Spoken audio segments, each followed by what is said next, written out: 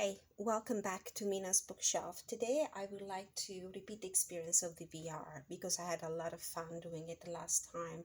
This time the topic of the VR will be my most adorable decks, tarot and oracle decks. And this is a video response to the video that Lisa Papaz put out not so long ago. So in the beginning when I looked at my collection, I thought, uh, I wouldn't have a lot to contribute to this video because I don't have anything in the vein of the kawaii tarot decks or the bumbleberry hollow tarot, or the happy tarot, that kind of the um, cutesy decks. But then I took a deeper look and I realized that um, I have much more than I thought that I could show you today. By adorable, I probably intend more charming, lovely, endearing decks that inspire cheerfulness, happiness. And so this is what I have today. I'm going to start, since I divided all my decks in categories, I'm going to start with those decks that are inspired to fairy tales or that have a fairy tale uh, flair. And we're going to start with the Chrysalis Tarot. This is a mass market, a US Games mass market, and let's put this stuff out of the way. I love the artwork. It's a very colorful deck. I love the fact it's inspired to Celtic traditions and has a system of its own where the court card and the suits have been renamed. Love the colors a lot.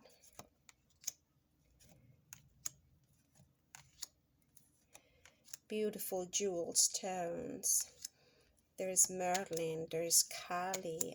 There's actually a plethora of folk tales references in this deck, and I like it because it's different. When I need a breath of fresh air, when I want to get out of my routine and play with something different, do my readings with something different, this is what I normally take out.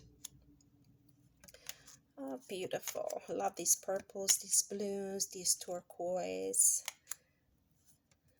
And it's definitely like opening the pages of a beautiful fairy tale children's books. Very graceful, very delicate, and also the way it delivers the messages is very gentle. I edged this one with a blue marker. It didn't come this way. So this was the Chrysalis Tarot, a mass market deck. In the same vein, I'll put this away later. In the same vein, we have another deck inspired to fairy tales, and it's a mass market as well. This is the Tarot of the Divine by Yoshitani. This was extremely popular as soon as it came out, and it's a deck that has come in my collection, left, and then come again. Because I realized I loved it, I missed it. These are the backs. It comes on a beautiful linen finished cardstock. Each of these cards is inspired to a popular fairy tale or folk tale. And the wonderful thing about this deck is that we find folk tales and fairy tales from around the world, also less renowned folk tales from every corner of our beautiful earth. And if you want to expand your knowledge of this deck, you can purchase the book that the creator published. This deck comes with a little guidebook where there is the name. Each of these cards features the name of the fairy tale it is inspired to, but it doesn't give, besides a few keywords and a very brief message, it doesn't give any other details about the fairy tale. So it would be, a great purchase if you are into this sort of decks. Beautiful, beautiful colors. I love the artwork. All right, so this was the Tarot of the Divine. Now, in the same category, and these are decks that I normally use together when I do my big multiple voices spreads. I do a spread with the tarot deck, a clarifier tarot deck, and then I use multiple oracle decks. One of them that is adorable for me, for the same reasons, because it really looks like a children's fairy tale book, is Denise Line's Sacred Traveler Oracle cards. I think I own everything from this creator. I really like her ideas. I like her writings. So this deck is something else. I love the fact that not only features this beautiful artwork, each of the cards also has some major key phrases here on top and some additional messages on the bottom. So there's always an extra layer, an additional way to deepen your intuition and the connections that you can make between your intuitions and the artwork on these cards. Watching clouds, lie back, rest and relax. Fogged in, go slow, take time. It's a deck that transports you to a fairy tale world, a different, distant time. It has this old school look, which I really appreciate in decks. I find myself being attracted more and more to old school, older decks than more recent productions. Just for this old look, I do like it. These decks will soon have a vintage flair in a few years, so love this one. And it's Denise Line's Sacred Traveler Oracle cards, and also the messages in the guidebook are very supportive and very encouraging and gentle. In the same category of adorable books inspired to fairy tales and folk tales, there's also the Goddess Love Oracle. I hope the audio is not terrible today. Unfortunately, I broke my microphone, so I'm using my telephone camera as it is without the aid of an additional microphone, and I think the quality won't probably be as good as usual, so please forgive me for that. These are the beautiful backs of the Goddess Love Oracle by Wendy Andrew. And I follow her on Instagram. I love her art style. It's beautiful. There is also another deck created by Wendy Andrew, and I think it's Goddess Dream, and it's in my wish list. Very similar to this one, but between the two, I kind of prefer this one. It seems to have a more unifying art style. I like it because there are more close-ups. The images are beautiful. They're very sweet, very charming, and I love also the messages and a good keyword on the bottom, and then also a little blurb here, an additional phrase. The cardstock is really nice too. Look how beautiful. And the colors and the atmosphere. This is a very atmospheric deck. It really is. It makes me want to draw and paint, because this is one of my hobbies too. I love to read, I love to draw, and I love to paint. And it's really inspiring. This is probably my favorite. Beautiful self-discovery deep dive. So this was the Goddess Love Oracle by Wendy Andrew. Still in the same fairy tale vein,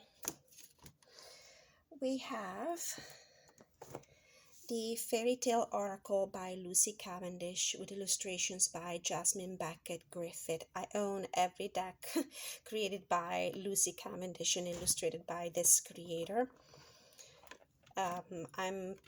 I'm particularly partial to the art style. I was a big fan of Jasmine Beckett Griffith even before she started getting involved in the tarot world with these decks. The guidebooks are amazing. The write-up, Lucy Cavendish write-ups are always very, very poignant.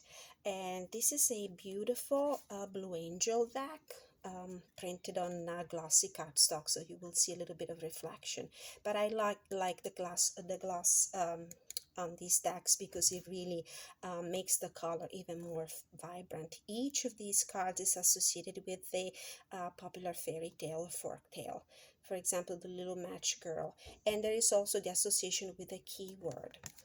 And the art style, I mean, no need to mention it, it's beautiful. Some people will not appreciate these big eyes, big heads, and will find this kind of art style a little dark, but it's dark in a charming sort of way, and I really love it. Hansel, survival. Cinderella, magic. The Nixie Mill Pond, memory. I love the fact that there are also cards associated with fairy tales I honestly never heard about. It really expands my knowledge, my horizons, and my curiosity. Like the Children of Lear, boys. Then the Sleeping Beauty. This is more common. The Juniper Tree. 12 Dancing Princesses with enchantment, The Princess and the Pea with sensitivities, Snow White and Rose Red with sister love, and so on and so forth. Beautiful, beautiful. I think it's really adorable. At least I do find this kind of illustration to be adorable.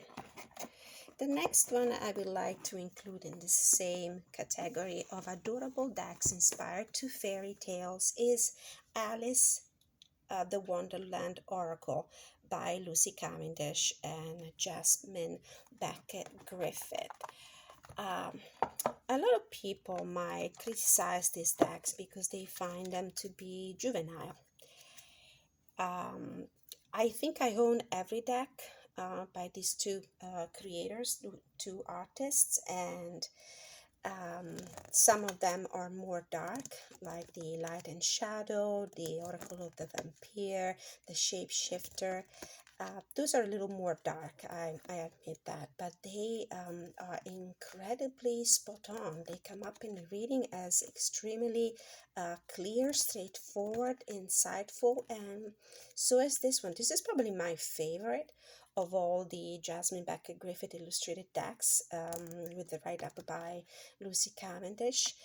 For the messages also, I love the illustrations, I love the keywords and the key phrases, and these messages are always very, very meaningful. I never find them to be dissonant. Absolutely, and an excellent work deck, really good. And I like this illustration. I find them cute and charming and endearing. They're endearing to me, and this is what I consider adorable. So this was Alice Wonderland Oracle deck. Now, let's stay in a theme with mythical creatures. So we're going to go into mermaids and fairies, a little fae energy, and more mermaids, and more fairies, and witches, which I consider a sort of mythical creature as well. So we're going to start with the mermaids. Let's begin with this. Mermaids first, and then we'll do fairies. These are two adorable decks, in my opinion. The first one I would like to show is the Magical Mermaids and Dolphins by Doreen Virtue. It used to be a Hay House deck, now out of print for sure, and Doreen Virtue, as we all know, is not affiliated with this world anymore, but I still value her decks. I have many of her decks and I like them all. I have to say they're all very workable. They're a great complement to my readings. This in particular, it's cute. It's really cute the way it's done. The size, the shapes, the messages, the encouraging messages, the artwork. And there's a lot of maternal energy in it. It's very playful, And I love Doreen Virtue's decks, because they mainly all have the the main keywords and then an additional message on the top, which makes it so much easier to do readings on the go. So this is a cute deck, a lot of little mermaids, a lot of feminine energy, very maternal, as I said. Very cute, very sweet. That's what it is, a very sweet deck. Still with the Mermaids energy, another deck, no surprise here, illustrated by Jasmine Becker Griffith, is the Oracle of the Water. I think it's the Jasmine Becker Griffith artwork that makes it adorable to me. I love these bags. I think she's really cute.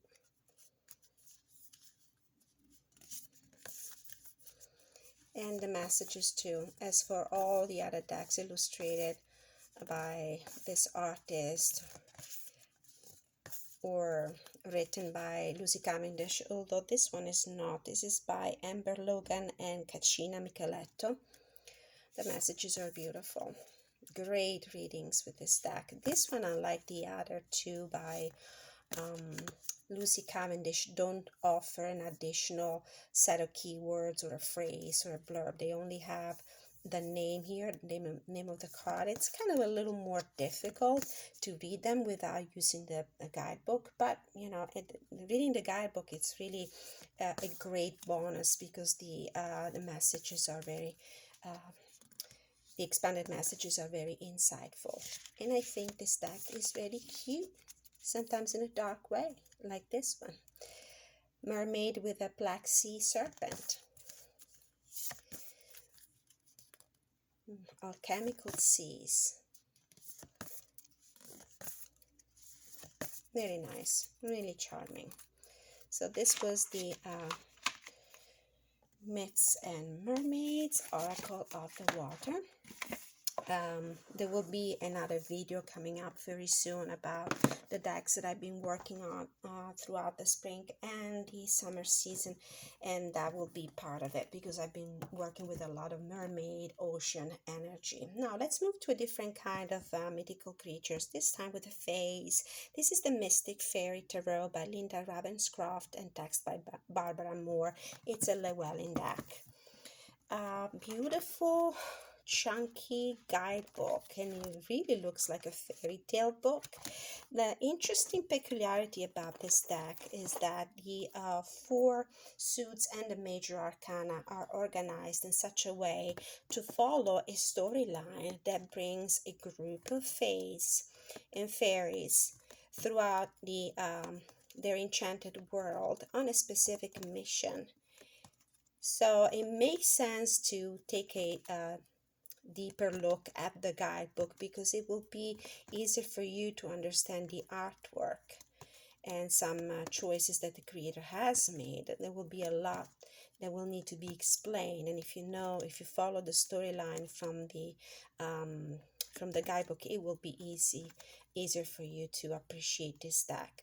And I think it's lovely. It's really beautiful with these pastel colors, these adorable, gentle, very delicate pastel colors, and the art style.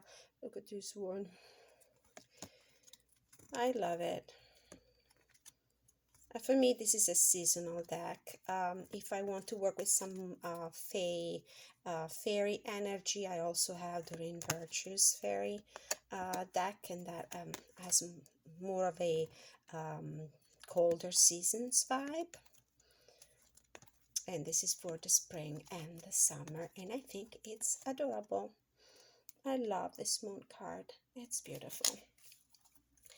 So this was a guide to Mystic Fairy Tarot by Barbara Moore. Still in the magical world of the fairies, I have an oracle deck by Doreen Virtue, another out of print, and this is absolutely charming. It's cute, really cute. The illustrations, it's usually a combination of multiple artists. What I like in particular ways, the vintage vibe of some of the illustrations.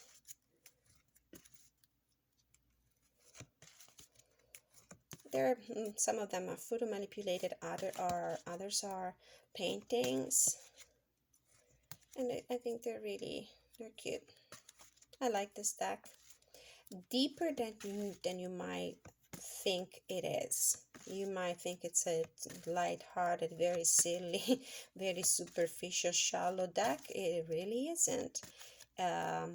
Incredibly straightforward, and the answers are so spot on in a eerie sort of way. But what else could you expect from fairies? It's beautiful. So we're done with the Fae energy and the fairies. Now moving on to other mythical creatures. As I said before, I include also the witches. This is the Everyday Witch Oracle deck. I don't have the box with me right now, and I honestly cannot find it in one of those big boxes and Llewellyn boxes. It comes also with a very nice full illustrated and colorful pictures book. And this is my first RWS reiteration deck. I've been working for so many years with the classic tarot, with the Italian tarocchi, with the Pamela Coleman Smith RWS. This is the first, let's say, whimsical deck I ever worked with, and it's fantastic, so colorful. The emotions are very clear, the way the faces have been portrayed, and the poses of the characters are so clear in the way they convey the emotion and the meaning of the card. So it's a great work deck, and has been for me, especially around the time when I started to going to collecting. I use this other decks. I use this deck a lot, and I think it's very lovely. I love the colors, I love the art style, I love the illustration, and it reads really well. So this was the Everyday Witch Oracle deck. For many readers and collectors, it's a seasonal deck used especially during the Samhain season. I'm gonna move along very quickly with the animal energy decks. I own quite a bit, and these are the cutest. I have the Colette Baron Reid Spirit Animal Oracle. I have the Embroidered Forester Tarot, first edition, and I have the Animal Tarot cards by Doreen Virtue and Rally Valentine. We're going to start with this one. This one really puts you in a good mood.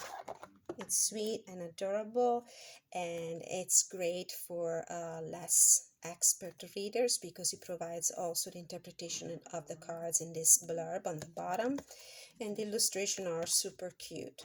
Look at this Emperor card, Deer Mouse. You would not expect a deer mouse to be used as an animal totem for that card.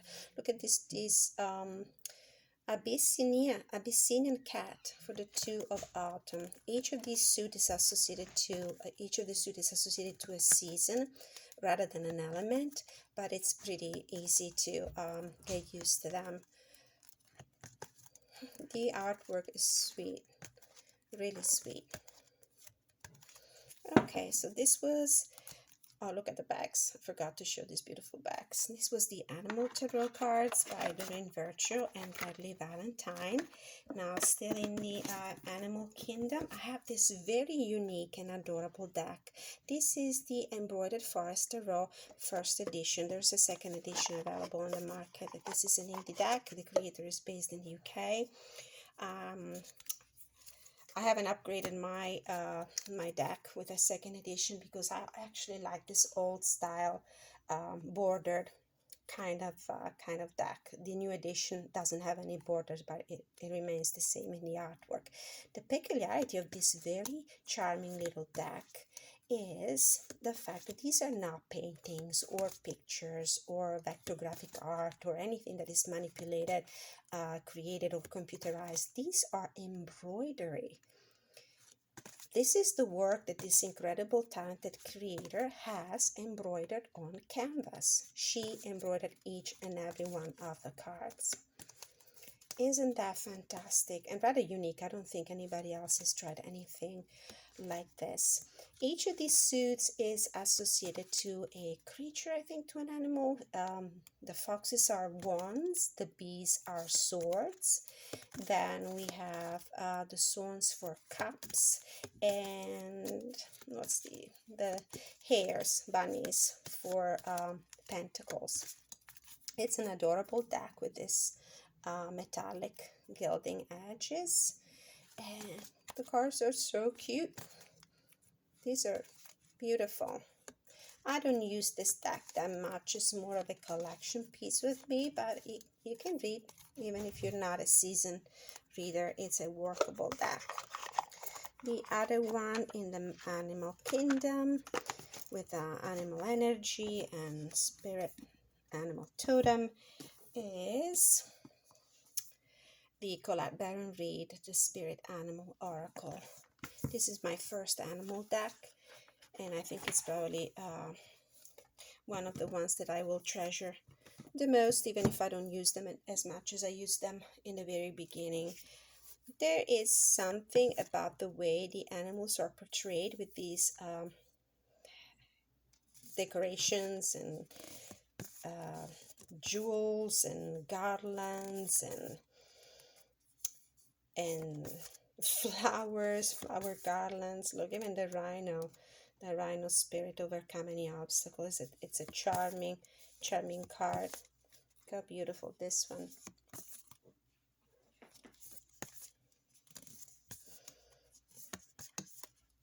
Even a wolf is adorable. Look at this wombat and the little mouse spirit. I love this deck. Beautiful artwork. The dolphin. This is really adorable. These are the backs, and I've edged it in yellow. So this is another adorable deck in my collection, and I think I'm done with the animal spirit. I'm gonna wrap this video up with this video response to Lisa Papez with my cute petite mini decks. And one of them is the Wonderland Tarot. This is a deck in a tin, mini deck in a tin, published by US Games.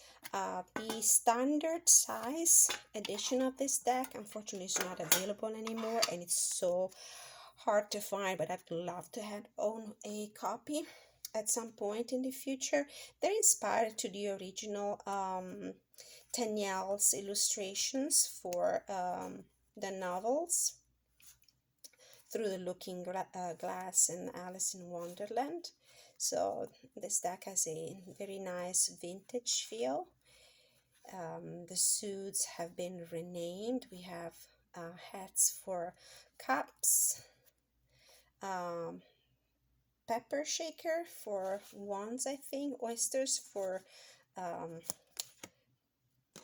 coins, and flamingos for swords. I mean, even if some of the images might be a little weird, I still think that this is an adorable deck, even just for the size. And look at the back, so cute.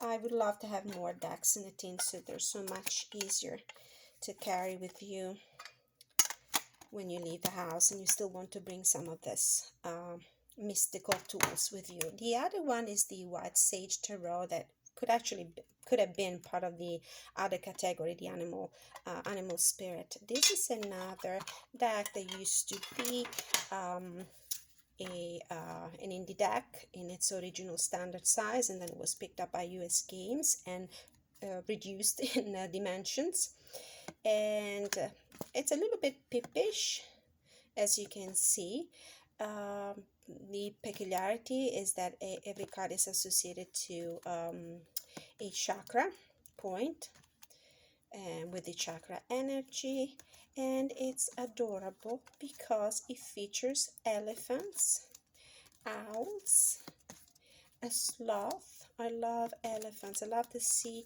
seals and otters. There's an otter here somewhere, actually a few in the water element. Let's see if I can find them. Very good. Oh, look at this one for the lovers. I know the other is here somewhere. Okay, I really need to show you the other because it's the cutest thing ever. Right, so this was the White Sage Tarot. And the very last two that I would like to show you are the Halloween Tarot and the Nicoletta Ceccoli Tarot. As far as regards Nicoletta Ceccoli, together with Jasmine Becker-Griffith, is another great illustrator that I've been a big fan of since the beginning of their career. A lot of the children's books that I collect are illustrated by Nicoletta Ceccoli, an Italian illustrator, and I love her art style. I think it's really lovely, really adorable. Even if in some of the cards there is like a underlying darker energy, I still think that the artwork is really endearing. Beautiful deck. A lot of people use this for inner child work. And the last one, adorable deck in this VR, is the Halloween Tarot. And I think it's really cute. So colorful, and it reads really well. Now that I'm looking at it, I wish I used it more often throughout the year, and also not just during the fall season. And the suits in this deck have been renamed too, and there are some very humorous cards. Lovely, lovely deck. I love the card stuff in this deck too.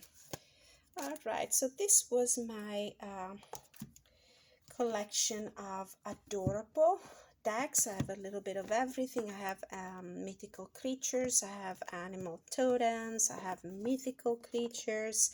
I really hope you enjoyed it, and thank you so much for watching, liking, subscribing, leaving your comment. Thank you so much. Many blessings.